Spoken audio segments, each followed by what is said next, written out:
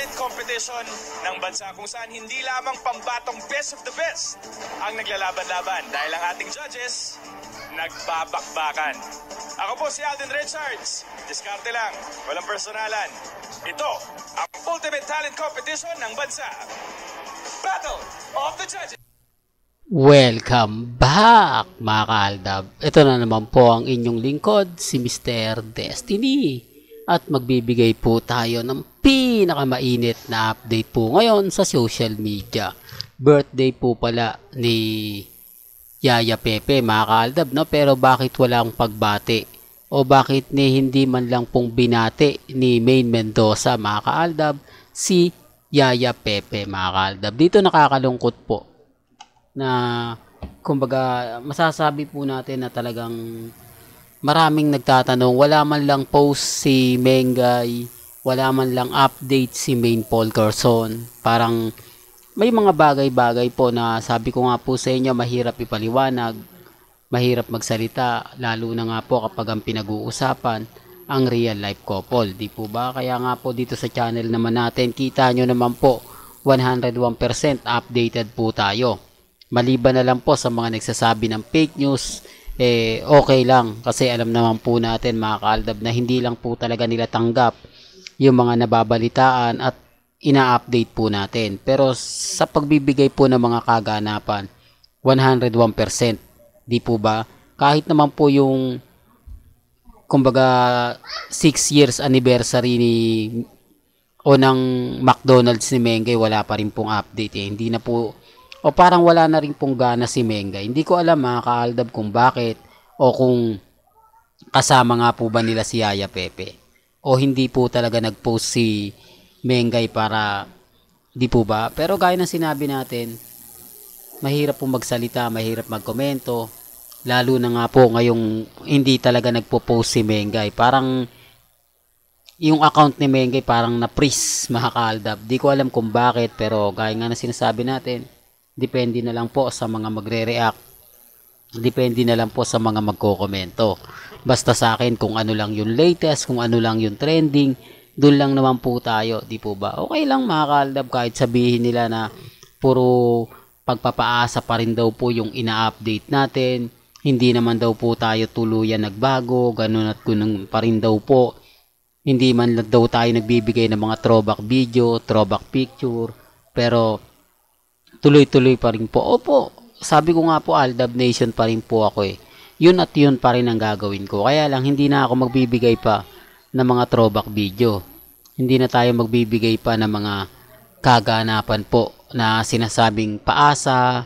Di po ba mga post na behind the scene kilig moments nila Mengay, nila Alden. Di po ba? Hindi na tayo, kasi dito tayo focus sa present. Sabi nga po nila, present na nga po raw yung i-update natin, present na nga po raw yung ipaliliwanag natin. Di po ba? Gaya ngayon mga kaaldab, katatapos lang po ng Battle of the Judge, syempre Epal na yan, di po ba? Epal Dream Boy, na kung saan inaabangan at talagang tinututukan, di po ba? Sabi ko nga po, napakagaling na artista talaga ni Alden Richards. 101%, legit po yan. Well, bago tayo magtuloy mga kaaldab, kung bago ka lang sa channel na to at isa kang true-blooded Aldab Nation na nagmamahal po kila Mengay at Tisoy, tama po ang channel na pinuntahan mo, kaya consider na po kitang bagong subscriber. At huwag mong kalimutang i-share ang mga video po natin sa mga mami, sa mga titas at sa mga senyor. Alam niyo po ba mga kaaldab na napakarami po ngayong intriga pagdating po sa showbiz. Napakaraming mga bali-balita na kung saan titignan nyo at susuriin nyo, si Mengay pa rin po yung ginagamit. Di po ba? Pag nawala po yung update ni Mengay, pero Aldab Nation, lagi tayong updated.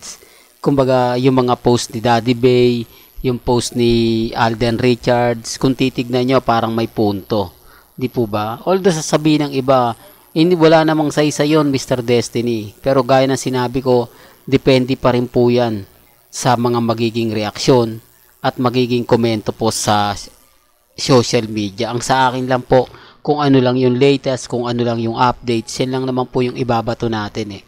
Marami pong komento, maraming update, marami nagsasabi ng ganito, marami nagsasabi ng ganyan, di po ba? Kaya wag po kayong basta-basta maniniwala, lalo na nga po kapag may mga kumakalat po na ganito ganyan. Puro private account lang po yung lumalabas.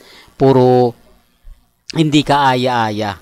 Depende na lang po sa mga manonood at depende na lang po sa mga makikinig. Sabi ko nga po sa inyo dito po sa updates ni Mr. Destiny, lagi po tayo nakatutok, lagi tayo magbibigay ng updates. Abangan po natin kung ano yung magiging reaksyon ng mga netizen dito sa bagong episode ng Magpakailanman. Di po ba? Yan po yung tinututukan natin. Alam nyo naman po, lagi tayong updated. Alam nyo naman po, lahat ng mga nababasa ninyo, napapanood ninyo, napapakinggan, dito lang po sa channel ni Mr. Destiny, busog na po kayo. Ang ibig kong sabihin, yung mga kaganapan, halimbawang wala po kayong makitang update kay Mengay, normal lang po yan.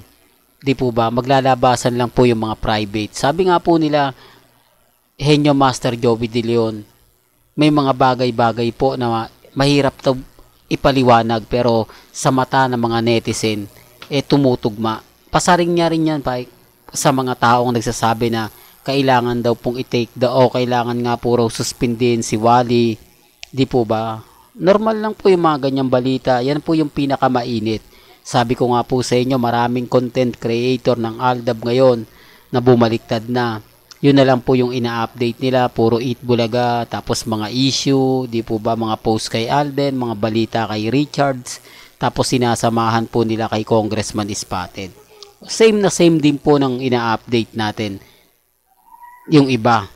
Pero sila talagang halata mong nag-move on na. Halatang pati yung mga caption nila wala na. Di po ba? Madali mo lang pong malalaman Di po ba? Pero pag dumating po yung point mga kaaldab, matapos na yung mga ganito, biglang hindi sinasadya, dumating yung point na, kumbaga, tadhana po yung naglagay.